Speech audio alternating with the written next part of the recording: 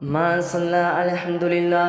আর একজনা ভাই, আল্লাহ পাক রব্বুল আলামিন তোমার ঘরের জন্যে 1000 টাকা দান করেছেন। তার চলে যাওয়া মৃত্যু আত্মীয় স্বজনের কবরে কবরে সওয়াবটুকু পৌঁছে দিন। তার ব্যবসা বাণিজ্যতে খায় বরকত দান করুন। রোগ জ্বালা থেকে, বিমার থেকে হেফাজত দান করুন। মাশাআল্লাহ, আলহামদুলিল্লাহ।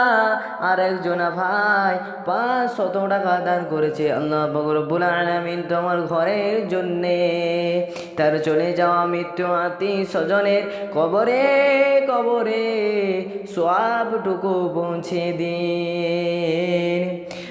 কবরে যদি কোনো রকমের আযাব হয়ে থাকে, আযাবকে নাজাত দান করে দিয়ে তার কবরটাকে রিয়াজুল জান্নাতবাসী করে দিন। তার ব্যবসা বাণিজ্যতে খায় বরকত দান করুন। তার রোগ জ্বালা থেকে, বিমার থেকে হেফাজত দান করুন।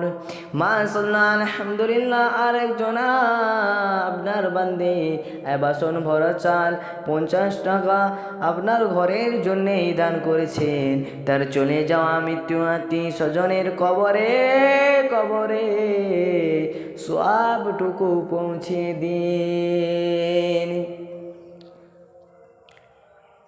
নাই রে বাড়ি ঘর, নাই রে কারো পর, কে আপন কে পর সে তো ঠিকই জানবে ও সবাই।